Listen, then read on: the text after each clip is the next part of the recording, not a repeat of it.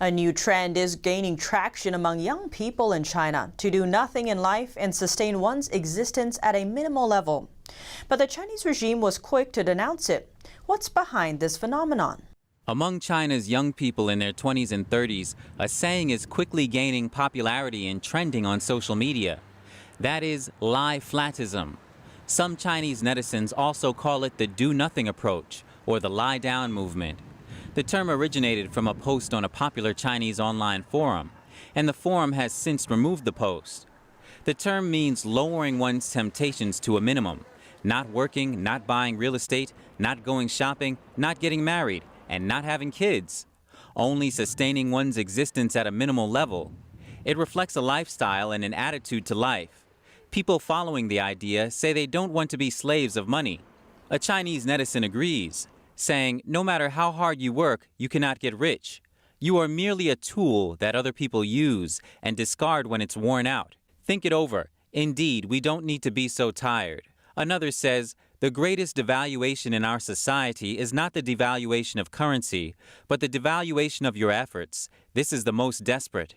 A comment pinpoints the root cause of the movement, saying to lie flat reflects a person's extreme disappointment in the future and extreme despair in a lack of social justice. He then adds, the gap between the rich and the poor is getting wider and wider. There are 600 million Chinese with a monthly income of under $150, so they have to control their temptations and lie flat.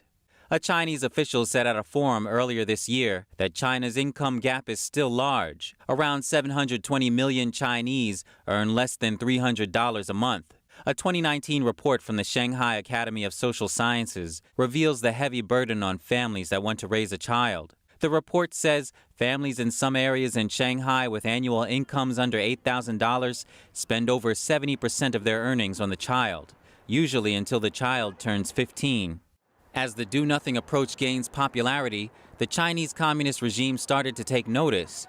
A Chinese media mildly warned that if this lie-flatism becomes popular among young people, it will turn into a force of resistance and challenge the existing social structure.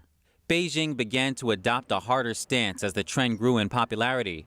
A CCP mouthpiece warned, saying it's obvious those followers of lie-flatism will do much harm to our economic and social development. We should be aware. Another CCP mouthpiece criticized the trend as shameful, saying it lacks a sense of justice. Soon after, other Chinese state-owned media started to say, you can accept your fate, but cannot lie flat. U.S.-based news commentator Shi Shan tries to explain what Beijing means by it. You may accept your fate as it is, but if you want to lie flat and not work, it's absolutely not permitted. Shi says the choice to lie flat and stay away from pressure is very personal. It's nothing political. But if the communist regime starts to criticize it and even suppress the trend, they make it very, very political.